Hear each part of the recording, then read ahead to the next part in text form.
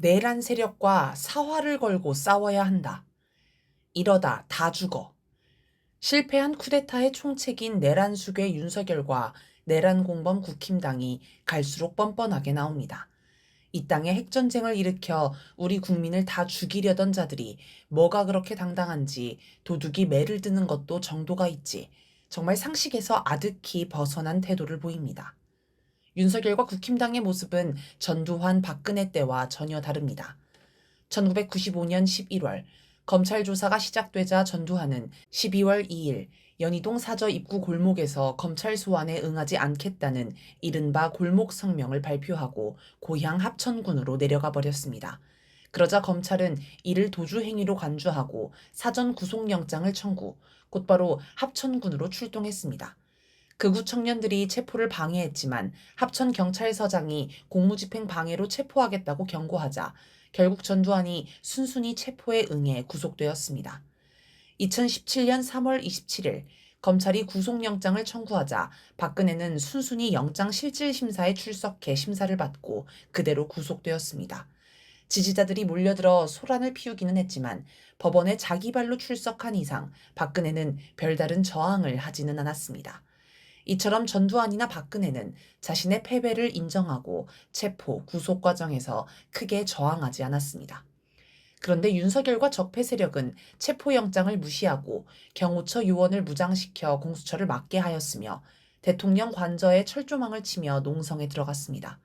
국힘당 의원들도 관저에 몰려가 윤석열을 지키겠다고 충성맹세를 했습니다. 이렇게 버티면 살아날 수 있을 거라 보는 걸까요? 관저에 몰려간 국힘당 의원 가운데 김기현, 나경원 의원이 눈길을 끌었습니다. 이들은 윤석열과 갈등을 빚었던 과거가 있기 때문입니다. 이를 두고 김기현은 대통령이 아니라 자유민주주의와 법치주의를 지키기 위해 한남동 집회에 간 것이라며 지금 중요한 것은 대한민국과 법치주의, 자유민주주의, 시장경제, 한미동맹이라고 했습니다. 그러면서 가치를 지키느냐를 두고 다투는 상황에서 사사로운 감정이 개입할 여지가 없다라고 했습니다. 나경원도 개인적인 감정은 다 잊었다라면서 적법 절차를 지키는 것이 보수주의 가치의 본령이라고 하여 자신은 보수주의를 지키기 위해 나섰다고 해명했습니다. 이들의 해명을 보면 윤석열 체포, 파면이 윤석열 개인과 측근들의 몰락으로 끝나는 게 아니라 적폐 세력 전체의 몰락으로 이어질 것이라는 위기감이 팽배함을 알 수 있습니다. 적폐 세력 안에서 그만해, 이러다 다 죽어 라는 비명이 들리는 듯합니다.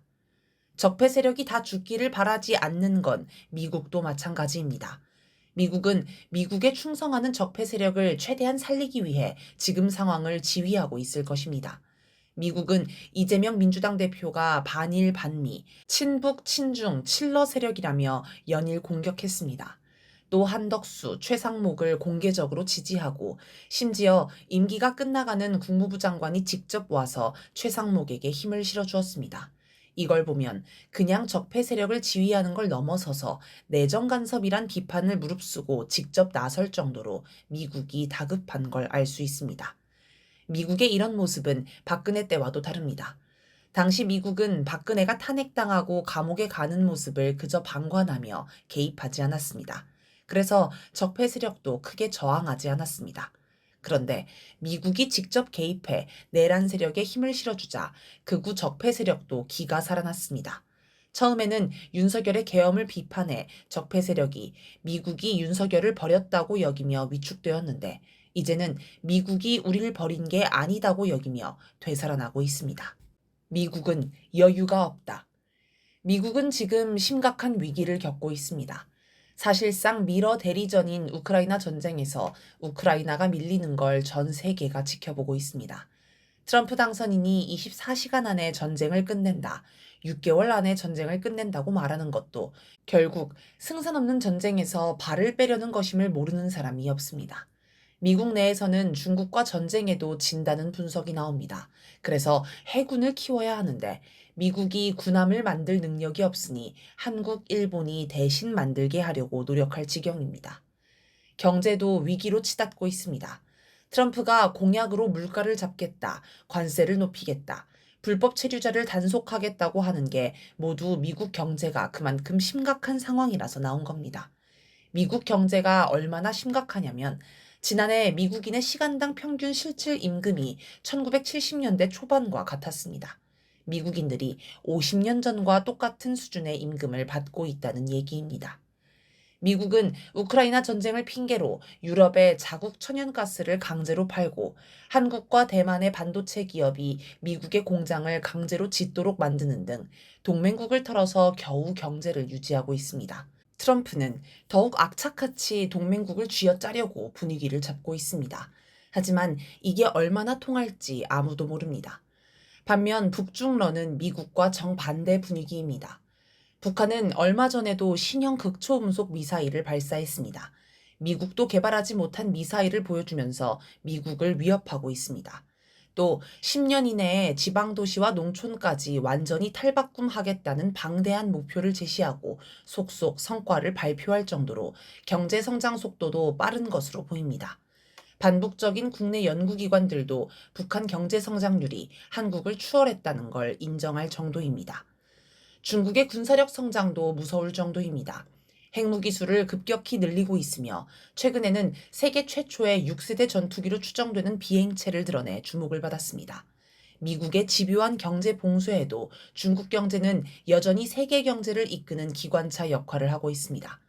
국내 언론이 철저히 은폐하려 하지만 미국의 국무부 장관 내정자인 루비오 상원 의원조차 지난해 보고서에서 중국이 전기차를 비롯한 고효율 신에너지 차량, 친환경 전력, 해양공학 및 첨단 기술 선박, 고속철도 등 4개 산업에서 세계적으로 선도적 위치에 올랐다고 분석했습니다.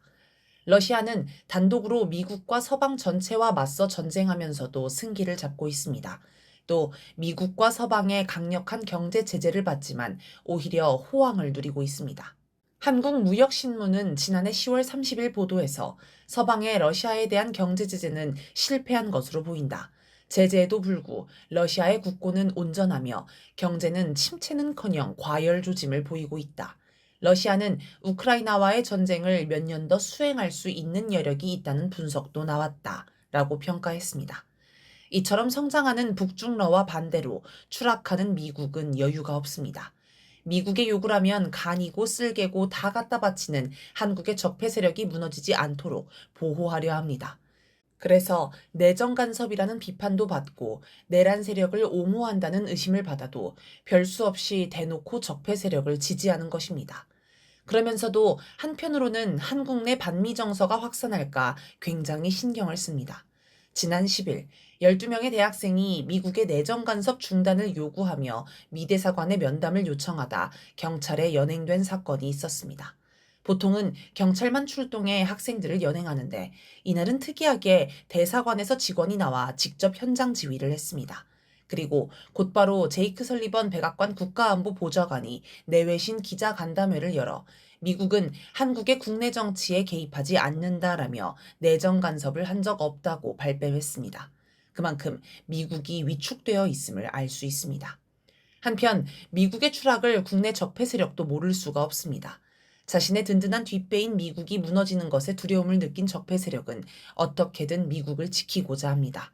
그래서 우크라이나 파병 분위기도 만들고 윤석열 탄핵 집회에 중국이 개입했다는 황당한 주장도 하는 것입니다. 공포의 명태균 황금폰. 적폐 세력이 긴장하는 이유가 또 있습니다. 바로 명태균입니다. 윤석열, 김건희는 물론이고 지금 국힘당 안에 명태균과 얽히지 않은 사람이 없는 듯합니다. 명태균 사건이 만천하에 드러나면 적폐 세력은 전멸할 수도 있습니다. 그러니 국힘당 의원들이 자기가 살기 위해 윤석열을 지키려고 하는 것입니다. 예를 들어 조은희 국힘당 의원은 원래 민주당 출신인데 2007년 국힘당으로 갈아탄 인물로 평소에 윤석열이나 국힘당에 충성한다거나 민주당을 공격하는 발언을 거의 하지 않고 조용히 자기 지역구 관리에만 충실한 정치인이었습니다. 그런데 최근 윤석열 체포를 반대하는 목소리를 열심히 내고 있습니다. 명태균을 통해 2022년 서울 서초구 앞 보궐선거에서 공천 특혜를 받은 의혹이 있기 때문입니다. 명태균 녹음 파일에는 내가 조은희한테 몇 개 가르쳐줬다. 조 의원이 후보가 되고 나서 울면서 전화가 왔다. 시의원 공천이 2개가 있는데 서초갑에 나보고 2개 중 1개 선생님 드리겠습니다. 선생님 아무나 추천하세요. 제가 하겠습니다. 라는 발언이 명태균의 선명한 목소리로 나옵니다. 한동훈 등 명태균 사건에서 거론되지 않는 인물도 있지만 그런 자들이라고 깨끗하지 않습니다. 여기저기 부정부패에 연루되지 않은 인물이 없습니다. 한동훈만 해도 아직 아이폰 비밀번호를 숨기고 있습니다. 이처럼 비리에 연루된 적폐 세력들이 어떻게든 윤석열을 지켜서 처벌을 피하려 하고 있습니다. 조급한 트럼프.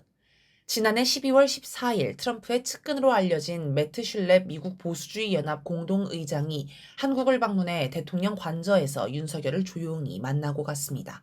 이 사실은 올해 1월 10일에야 공개됐습니다. 미국 보수주의 연합은 미국 최대 보수 성향 단체로 슐렙 의장은 트럼프와 매우 가까운 인사라고 합니다.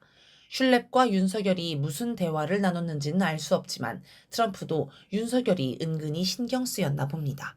원래 트럼프는 윤석열을 날려버리고자 했지만 당장 윤석열만큼 한국에서 미국의 이익을 관철할 만한 인물도 드물고 게다가 자칫 적폐 세력 전체가 날아갈 판이니 고민이 될 법도 합니다.